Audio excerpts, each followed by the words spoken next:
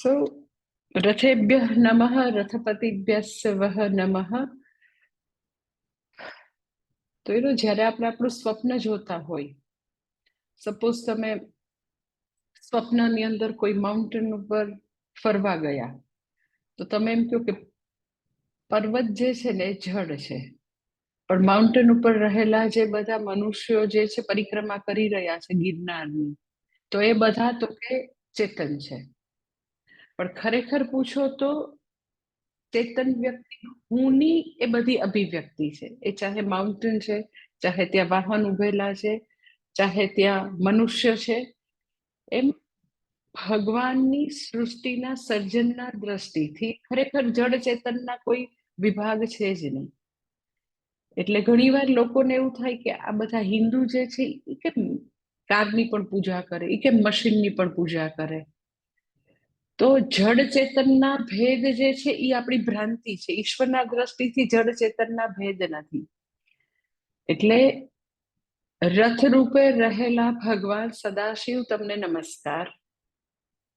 અને એ બધા રથ જે છે એના જે સ્વામી જે છે એને પણ ભગવાન એ રૂપે પણ ભગવાન સદાશિવ છે એને મારા નમસ્કાર.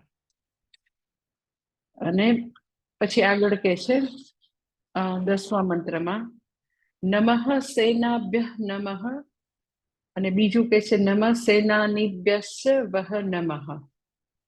કે ભગવાન જે છે એ તમે સેના રૂપે આખી જે યોદ્ધાની બધી બનેલી સેના છે એમાં એક એક યોદ્ધા રૂપે તમે જ એ બધામાં સચ્ચિદાનંદ રૂપે વિલસી રહ્યા છો, એને નમસ્કાર.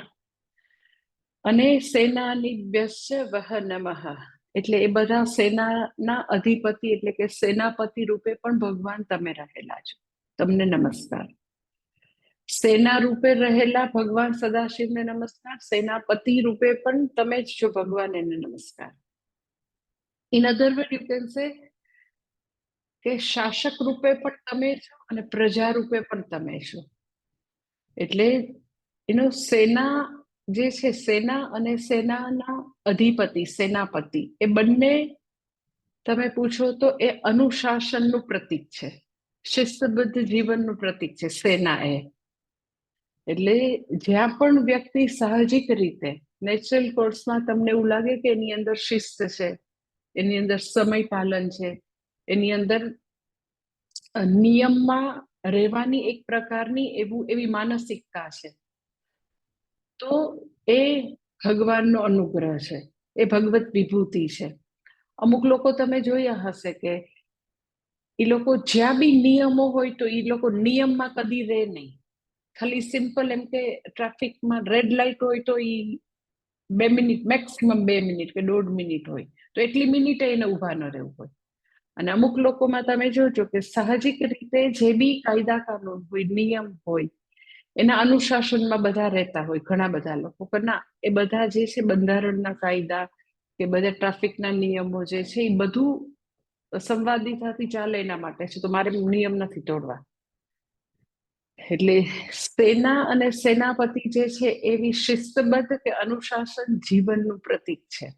અગર આપણામાં એવું હોય, શિસ્તબદ્ધતા હોય, અનુશાસન હોય, પોતાના ઉપર ઘણું બધું પ્રભુત્વ હોય કે જે નિયમો તોડે નહીં, તો એ ભગવત વિભૂતિ છે.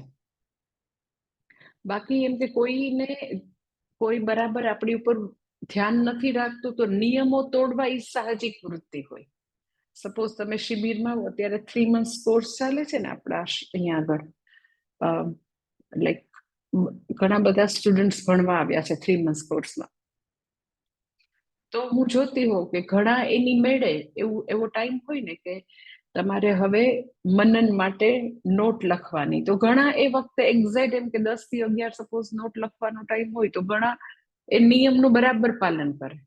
અને પછી અમે જોતા હોય કે ઘણા બહાર આપણે જે બધા ઓટા રાખ્યા છે જમવા માટેના, તો એ લોકોને એવું છે કે આ ગપ્પા માટેના ઓટા છે, તો ઘણા લોકો બેઠા ગપ્પા જ મારતા હોય.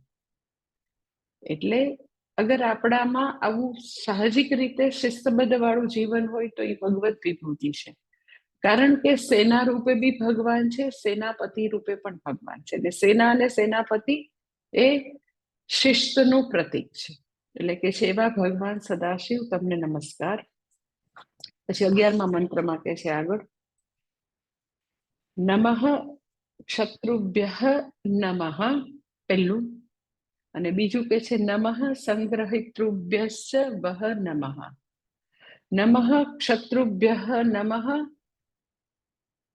એટલે જે સારથી જે છે એને તાલીમ આપનારા રૂપે ભગવાન તમે છો, એને નમસ્કાર.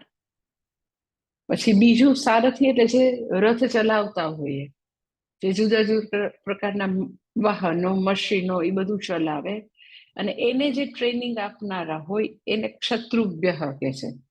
એટલે કે એ બધા મશીનોને તાલીમ આપનારા રૂપે ભગવાન તમે જ છો, એને નમસ્કાર. અને પછી બીજું કે છે નમઃ સંગ્રહિતૃભ્યશ્ચ વહ નમઃ. સંગ્રહિતૃભ્યશ્ચ એટલે એવા સારથી રૂપે પણ તમે છો, અને સારથ્યની તાલીમ આપનારા રૂપે પણ તમે છો, અને એ રૂપે રહેલા ભગવાન સદાશિવ તમને નમસ્કાર. એટલે બે રૂપે ભગવાન છે, સારથી રૂપે બી ભગવાન અને સારથ્યની તાલીમ આપનારા ગુરુ રૂપે પણ ભગવાન. In other word you can say કે ગુરુપણું જે છે એ પણ ભગવાનને કારણે છે, અને ભણવાની એવી એબિલિટી આપણામાં હોય, આપણે ભણી શકીએ, એ પણ ભગવાનની વિભૂતિ છે, ભગવાનની કૃપા છે. શા માટે બંને ભગવત કૃપા છે? કે કોઈ બી વિદ્યા ભણાવવા માટે પણ એક પ્રકારની એનામાં કુશળતા જોઈએ. કોઈ પણ વિદ્યા, એમ કે સિમ્પલ સ્કૂલમાં ગુજરાતી ભણાવવું છે તો બી એનામાં એવા પ્રકારનું કૌશલ્ય હશે તો એ ભણાવી શકશે. એટલે એ ચાહે પરાવિદ્યા હોય ચાહે અપરાવિદ્યા, ગુરુમાં કૌશલ્ય હશે, ગુરુમાં એવા પ્રકારની એબિલિટી હશે, ગુરુમાં એવા પ્રકારની કમ્યુનિકેશન સ્કિલ હશે તો ગુરુ ભણાવી શકશે. એટ ધ સેમ ટાઈમ શિષ્ય જે છે એમાં તો કે એવો ભણવાનો યોગ્ય ભાવ હશે તો ભણી શકશે. બધા લોકો ભણી નથી શકતા, ઇનફેક્ટ બધા લોકો ભણવા આવે તો બધા ભણી નથી શકતા. શા માટે? તો કે જ્ઞાન પ્રાપ્ત કરવા માટે યોગ્ય ભાવના હોય. સૌથી પહેલું તો કે શિષ્યપણું હોય, સૌથી પહેલું તો કે એનામાં એવા પ્રકારની નમ્રતા હોય, એવા પ્રકારની શરણાગતિ હોય, એવા પ્રકારની ભાવના હોય કે ગુરુને ઘણું બધું મારા કરતા જ્ઞાન છે અને મને એની પાસેથી ઘણું પ્રાપ્ત થઈ શકશે. પણ અમુક લોકો એવા બી અમારી પાસે આવતા હોય તો ખરેખર મને ઘણી વાર એવો અનુભવ થાય કે એ લોકો આવે સત્સંગ કરવા, પ્રોફેશનમાં ન આવતો હોય, ક્લાસમાં આવતા હોય રેગ્યુલર, એ લોકો તો એવી કોઈ દિવસ ધૃષ્ટતા ન કરે, પણ એમ જ ઘણા લોકો એમ કે અમને સત્સંગ કરવો છે, પ્રશ્નો છે, એટલે મળવા આવે. પણ મને બોલવાનો તો ભાગ્યે જ ચાન્સ મળે. એ પોતે પોતાની જ એટલી બધી એમ કે એને ખબર છે ને એ બધું એની જ વસ્તુમાં એ એટલા બધા ડૂબેલા હોય તો એને ખબર ન હોય કે મને એક વાક્ય બોલવાનો ચાન્સ જ નથી મળ્યો. એટલે આવ્યા છે જ્ઞાન પ્રાપ્ત કરવા માટે, પણ એના જ્ઞાનનું પ્રદર્શન કરીને બિચારા જતા. એટલે વ્યક્તિ જે છે એ ભણી બી આપણે એવું થાય કે એટલે ભણવા માટે વળી શું આપણામાં સદગુણ જોઈએ?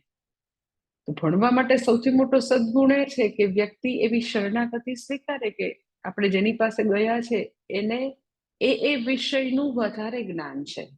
સિમ્પલ કોઈ તમે પ્રોફેશનલ વ્યક્તિ પાસે જાઓ, ચાર્ટર્ડ એકાઉન્ટન્ટ પાસે જાઓ, આર્કિટેક્ટ પાસે જાઓ, લોયર પાસે જાઓ, તો તમે સમજીને જ જતા હો કે એને આ વિષયનું મારા કરતા જ્ઞાન વધારે છે. એટલે યોગ્ય શિષ્યભાવ સાથે જવું, યોગ્ય એની પાસે જે એબિલિટી છે એની આપણે એપ્રિશિએટ કરી શકીએ, એની કદર કરી શકીએ એવી ભાવના સાથે જઈએ, દેટ ઇઝ શિષ્યત્વ. એટલે અહીંયા આગળ કહે છે કે ભગવાન તમે ગુરુ રૂપે પણ તમે છો, અને તો કે શિષ્ય પાસે યોગ્ય અભિગમો છે તો એ રૂપે પણ ભગવાન જ વિલસી રહ્યા છે. તો એવા ભગવાન સદાશિવ આપને નમસ્કાર. પછી આગળ કહે છે 12મો મંત્ર માટે છે નમઃ, કે છે નમઃ તક્ષભ્યો રથકારેભ્યશ્ચ વહ નમઃ. નમઃ તક્ષભ્યઃ નમઃ પહેલું, બીજું કે છે નમઃ રથકારેભ્યઃ ચ વહ નમઃ. નમઃ તક્ષભ્યઃ નમઃ એટલે એ શિલ્પી રૂપે રહેલા જુદા જુદા જે બી કારીગરી છે, કે સ્કલ્પ્ટર છે, કાર્પેન્ટર છે, પછી ગોલ્ડ સ્મિથ છે, બધા જે જુદી જુદી એવી જે કારીગીરી જે છે એ રૂપે ભગવાન તમે જ વિલસી રહ્યા છો. કે મોટા મોટા સ્થાપત્ય બને તો એમાં શિલ્પી રૂપે એ લોકો પાસે જે એવી સ્કિલ છે એ રૂપે એ ભગવાનની વિભૂતિ છે. એવું સરસ સ્કલ્પચર એ લોકો કરી શકે છે. એટલે કે છે શિલ્પી રૂપે રહેલા, કે કાર્પેન્ટર રૂપે, કે રથ બનાવનાર રૂપે, જે બી જુદી જુદી વસ્તુ બને છે એમાં એવા હુનર રૂપે, એવી કારીગીરી રૂપે ભગવાન તમે છો. તમારી કૃપા છે તો એવા એવા હુનર છે. તો એ રૂપે ભગવાન સદાશિવ તમે જ છો, એને મારા નમસ્કાર. પછી એ જે એવા બધા પ્રાચીન હુન્નર, અત્યારે એવા બધા જે બધી કલાઓ જે છે, તો એ બધી કલાઓ ત્યારે સંભવી શકે, કે ધારો કે ટેમ્પલનું જે સ્કલ્પચર તમે જો, શિલ્પીનું કામ, તો પહેલાના જે બધા મંદિરો સાઉથમાં હતા તો તમે જોયું હશે કે કેટલા બધા વર્ષો સુધી, પેઢીઓ સુધી કામ ચાલ્યું. એ બધું છે કોતરણીનું, બધું છે સ્કલ્પચરનું કામ હોય, શિલ્પીનું, એ કઈ 20, 25, 30 વર્ષમાં પૂરું ન થયું. પથ્થરમાંથી કાર્વિંગ કરીને કેટલા વર્ષો એ કામ પૂરું થયું. પણ એ બધા જે પથ્થર જે છે એમાં એક પ્રકારનું થીમ હોય, એક પ્રકારની એમાં ડિઝાઇન હોય, એક પ્રકારનું સ્કલ્પચર વર્ક ચાલે. એ બધું વિઝ્યુલાઇઝ કોઈકે કર્યું હોય. એ એમ રેન્ડમ ન હોય. તમે જે બી શૈલી જુઓ, એ લાઈક દક્ષિણ ભારતની શૈલી જુઓ, આપણી જે નોર્થની શૈલી છે, નાગર શૈલી છે, ત્યાંની દ્રવિડ શૈલી છે, તો એ જુદા જુદા જે શૈલીના મંદિરો હશે, ઓરિસ્સાનું પાછું જુદું હશે, પણ એ બધા તમે ઘુમ્મટ હશે કે બધા શિખરબંધ મંદિર હશે, તો તમે જોજો કે એમાં એક થીમ છે, એની એક પેટર્ન છે, રેન્ડમ કાંઈ નથી. તો એ બધું વિઝ્યુલાઇઝ કોઈકે કર્યું છે. કોણે કર્યું છે? તો કે એના આર્કિટેક્ટે કર્યું હોય. એના જે મેઇન જે હોય શિલ્પી, આટલા એમ કે 200 શિલ્પી કામ કરે છે, તો 200 શિલ્પી જુદા જુદા પિલર કરી રહ્યા છે, તો એને આ પિલરમાં આવી ડિઝાઇન કરી, ઓલા પિલરમાં આવી પ્રકારનું હશે, અને ટોટલ થીમ આવું ચાલતું હશે, તો એ કોઈકે વિઝ્યુલાઇઝ કર્યું છે. તો દેટ ઇઝ કોલ્ડ નમઃ રથકારેભ્યશ્ચ વહ નમઃ. કે એ જે રથની ડિઝાઇન બનાવનારા, એ મંદિરની ડિઝાઇન બનાવનારા, એ જે કઈ કલા છે, એ કલાની પાછળ જેનું બ્રેઇન છે, દેટ ઇઝ રથકાર. રથ હોય તો એને તમે રથકાર કહો, પછી મંદિર હોય તો મંદિરનો શિલ્પીકાર કહો, પછી જેવું જેવું હશે તો તમે એ પ્રમાણે કહો. કે કોઈ સુવર્ણના દાગીના હોય તો આપણે એ સોનીની ડિઝાઇન બનાવનારા કહીએ. પણ ટૂંકમાં એ બધાને વિઝ્યુલાઇઝ કરનારા આર્કિટેક્ટ રૂપે, સ્થપતિ રૂપે પણ તમે છો, અને સાથે સાથે શિલ્પી રૂપે પણ તમે છો. અત્યારે એમ કે તમે એનો મોડર્ન ભાષામાં જોવું હોય તો એમ કે જે બે વસ્તુ, એમ કે સોફ્ટવેરની ડિઝાઇન જે છે એ એક કરે છે, અને જે કમ્પ્યુટર ઓપરેટર જે છે એ પાછા જુદા છે, અને સોફ્ટવેરની ડિઝાઇન કરનારા જુદા છે, અને ઓપરેટર પણ જુદા છે. એમ આ બધી ડિઝાઇનને વિઝ્યુલાઇઝ કરનારા, ડિઝાઇન આપનાર એક છે, અને ડિઝાઇન પ્રમાણે કામ કરનારા શિલ્પીઓ બીજા છે. તો કે છે ભગવાન તમે જ આ રૂપે છો, તમે જ ઘડનારા રૂપે આ બધી કલા, બધી જે આવી આવી જે બધી શિલ્પકલા છે, કે જે બધી કલાઓ છે, એ બધા રૂપે તમે છો, અને એ બધાને આવું માર્ગદર્શન આપી અને આ રૂપે કરાવનારા જે બધા છે આર્કિટેક્ટ, એ રૂપે પણ ભગવાન સદાશિવ તમે વિલસી રહ્યા છો. એટલે તક્ષભ્યઃ નમઃ અને રથકારેભ્યશ્ચ વહ નમઃ. આપણને એવું થાય કે આમ એક એક વસ્તુ જે છે ને યાદ કરી, અને અહીંયા કે વેદમાં એક એક વસ્તુ લીધી છે, તો એ વૈદિક કાળની બધી વસ્તુઓને, એક એક વસ્તુને, એ ચાહે જડ છે કે ચેતન છે, બધાને નમસ્કાર નું અહીંયા આખું પ્રેયરમાં બધાને નમસ્કાર ચાલી રહ્યા છે. શા માટે? તો કે અત્યારે જે અનુવાક જે છે એ અનુવાકનો મુખ્ય ઉદ્દેશ છે કે ભગવાન જ સર્વાત્મા રૂપે છે, બધા રૂપે ભગવાન છે. આપણને એવું લાગે કે ખાલી ચેતનમાં જ ભગવાન વિલસી રહ્યો છે, એમ કે ખાલી મનુષ્યમાં જ છે. લાઈક ક્રિશ્ચિયાનિટી જે છે એ લોકોને એમ છે કે મનુષ્યને જ સોલ છે. પછી એમ કે ગાયમાં કે ડોગમાં કે પછી ઘોડામાં નથી, એનિમલમાં નથી, આત્મા નથી, એ લોકો એવું માને.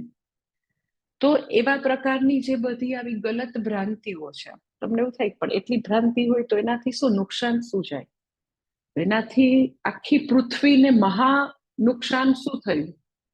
તો કે એ લોકો એવું માને, ક્રિશ્ચિયન અને જે આવા બધા છે, આવા બધા કલ્ટી લોકો એવું માને છે ઘણા બધા, કે મનુષ્ય જે છે એ ચેતન છે અને મનુષ્યમાં જ આત્મા છે, બીજે બધે આત્મા નથી, એટલે બીજે બધે કઈ ભગવાન છે નહીં. એટલે હવે એ ડોગ ને બી ખાઈ શકાય, ને ગાય નહીં ખાઈ શકાય, ને ભેંસ નહીં ખાઈ શકાય, ને માછલી નહીં ખાઈ શકાય, એ બધામાં આત્મા નથી એટલે બધું ખાઈ શકાય. એટલે પૃથ્વી ઉપર આટલું બધું જે સંહાર અને વિનાશનું કાર્ય જો કોઈએ કર્યું હોય તો આ એક જ વાક્ય કે મનુષ્ય સિવાય કોઈ પણ જીવોની અંદર સોલ નથી, આત્મા નથી. એટલે અત્યારે આપણને એવું થાય ને કે આટલું બધું પૃથ્વીનું તાપમાન કેમ વધે છે? લાઈક યુ નો કે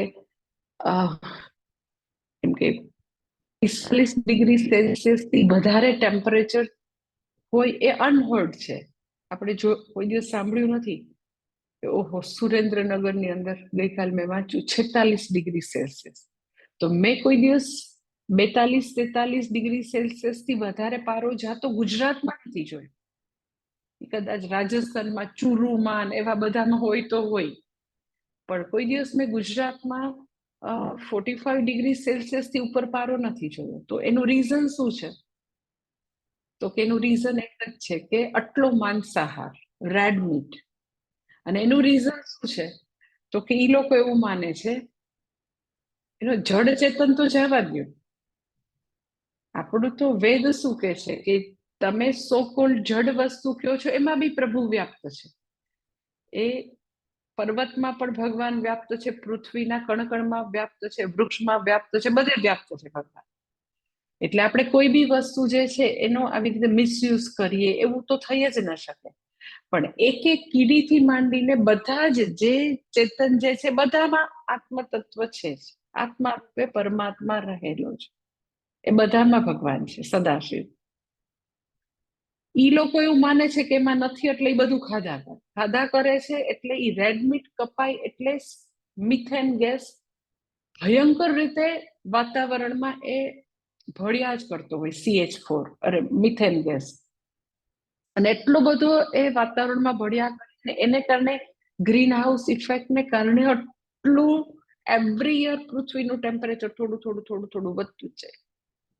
ઇટ ઇઝ ટુ મચ કે એનો કે કેટલા દિવસથી 44 ને 45 ડિગ્રી સેલ્સિયસ બધે છે.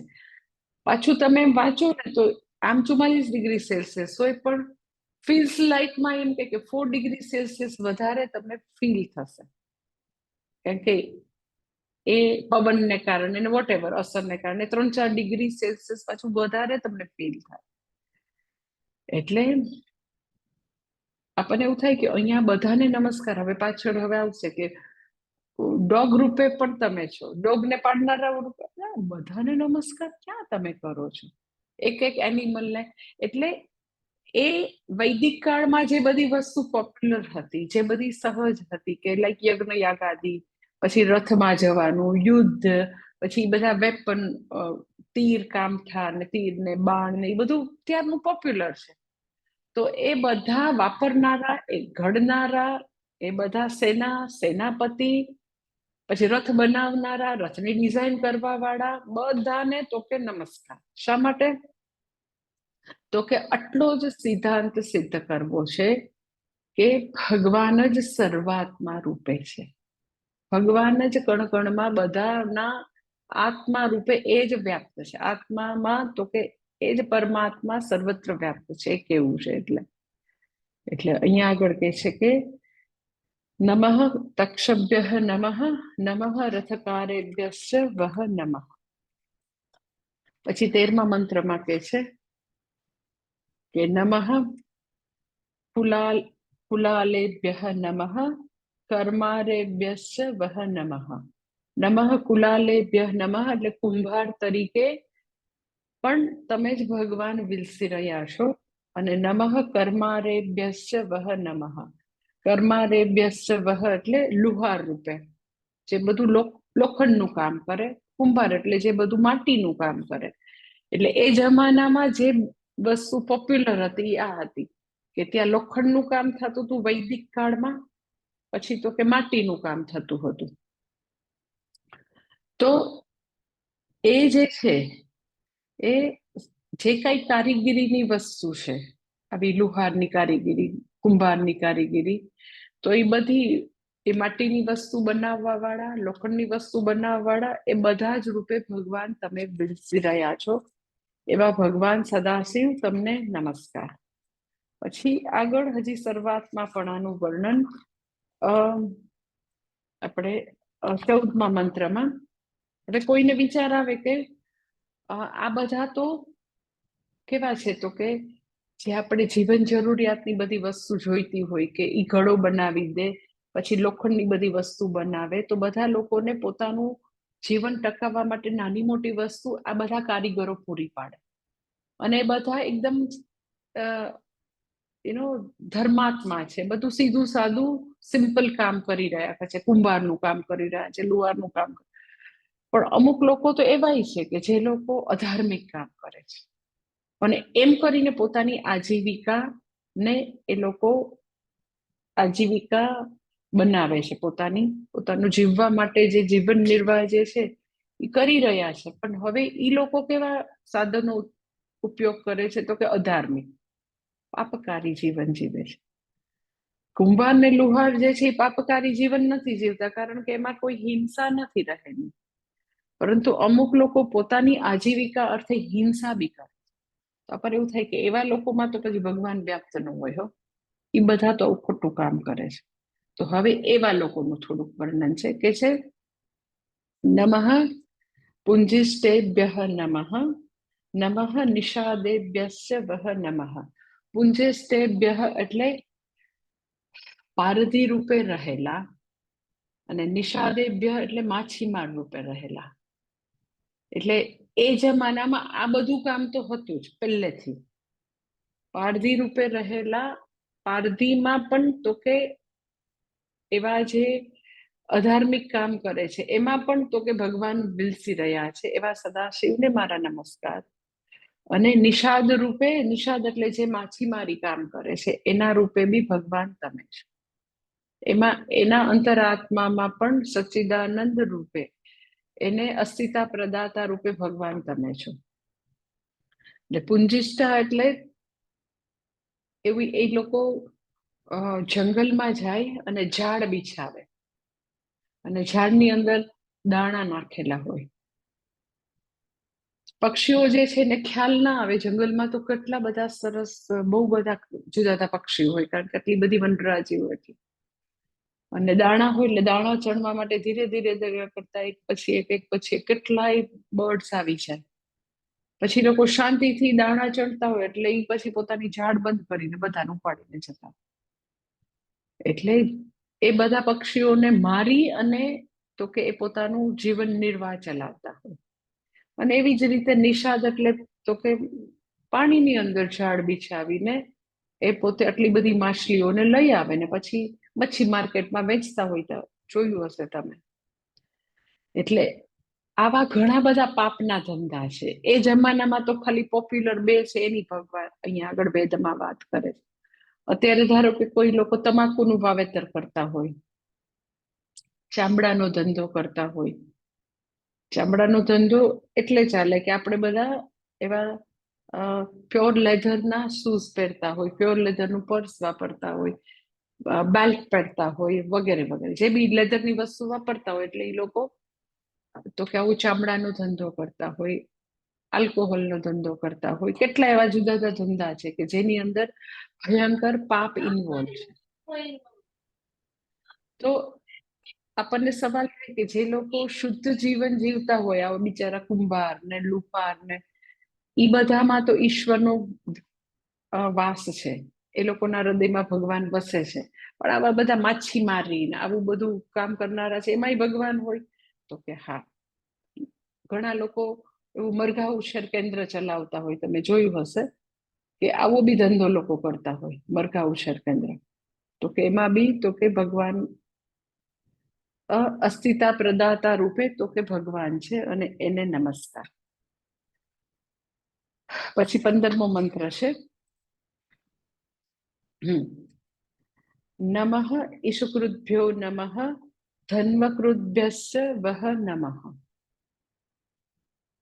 ઈશુકૃભ્ય નમઃ એટલે બાણ બનાવનારા રૂપે ભગવાન છે, અને ધન્વકૃભ્યસ્ય એટલે જે ધનુષ બનાવનાર. ઇન અધર વર્ડ, ઈશુકૃભ્ય ધન્વકૃભ્ય એટલે જુદા જુદા પ્રકારના વેપન બનાવનારા, જુદા જુદા પ્રકારના શસ્ત્ર બનાવનારા જે છે, એ રૂપે ભગવાન સદાશિવ જે છે એ તમે રહેલા છો એ બધામાં, એને મારા નમસ્કાર.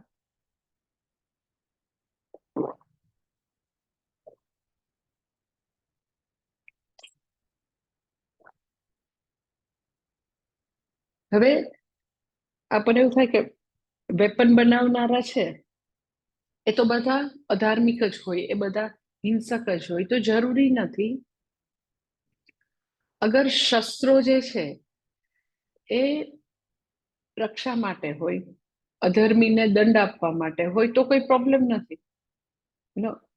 વેપન જે છે એ બેઝિકલી એના માટે જ છે કે અધર્મી અને એવા બધા લોકો જે છે જે ઉપદ્રવ કરે, એવા બધા લોકોથી રક્ષા માટે છે. હિંસા માટે ક્યારેય શસ્ત્રો નથી. એટલે કે છે કે આવા બાળ બનાવનાર રૂપે અને ધનુષ બનાવનાર રૂપે ભગવાન તમે જ વિલસી રહ્યા છો, એને મારા નમસ્કાર. અને પછી છેલ્લું 16મો મંત્ર જે છે, ના હજી છે 16મો, 15 અને 16.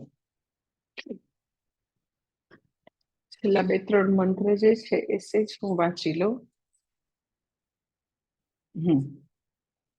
નમઃ કુલાલેભ્ય કુલાલેભ્ય કર્મારેભ્યશ્ચ વો નમો નમઃ પુંજીષ્ટે એભ્યો નિષાદેભ્યશ્ચ વો નમો નમઃ ઈશુકૃભ્યો ધન્વકૃભ્યશ્ચ વો નમો નમો. હવે આ 16 અને 17 છેલ્લા. નમો મૃગયુભ્યશ્વનિભ્યશ્ચ વો નમો નમઃ શ્વભ્યશ્વપતિભ્યશ્ચ વો નમઃ. 16 અને 17માં હવે તો કે એવી રીતે બધા એનિમલની હવે વાત કરે છે. તમને કીધું એમ કે સનાતન ધર્મની એ મહાનતા છે કે સનાતન ધર્મ એક જ કહેશે કે કીડીથી માંડીને બધા જ જીવોની અંદર ભગવાન વિલસી રહ્યા છે.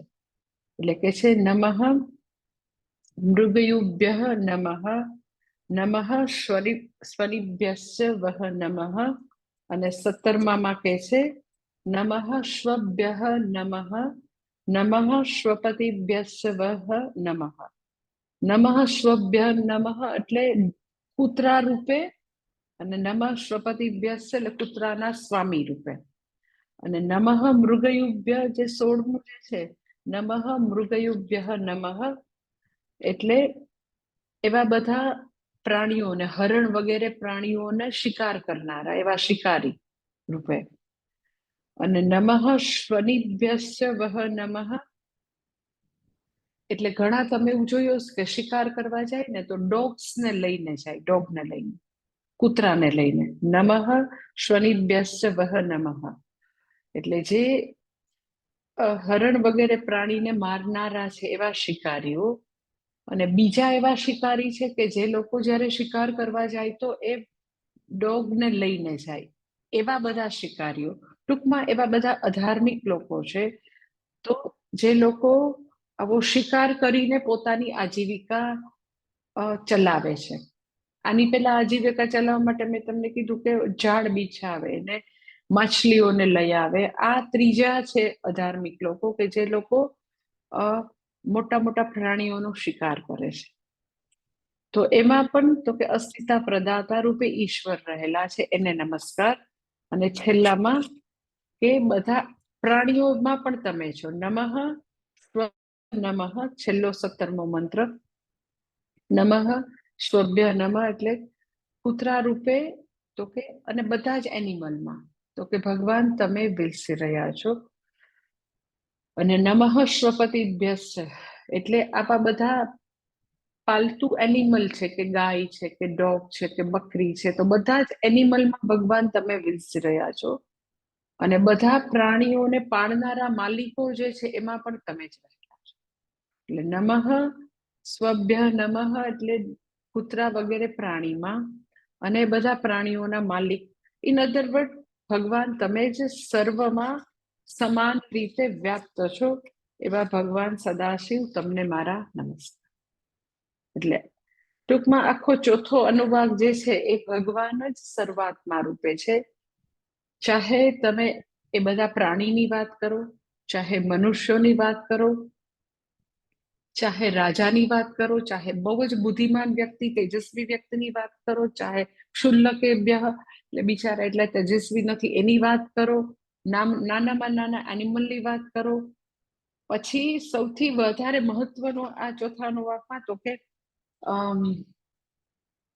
એ રથ જે છે, રથ રૂપે બી તમે, રથ બનાવનારા રૂપે પણ તમે, રથમાં સવાર કરનારા રૂપે પણ તમે. રથ રૂપે તમે એટલે જે કઈ જગતમાં જળ પદાર્થો છે એમાં બી ભગવાન તમે સમાન રીતે વ્યાપ્ત છો.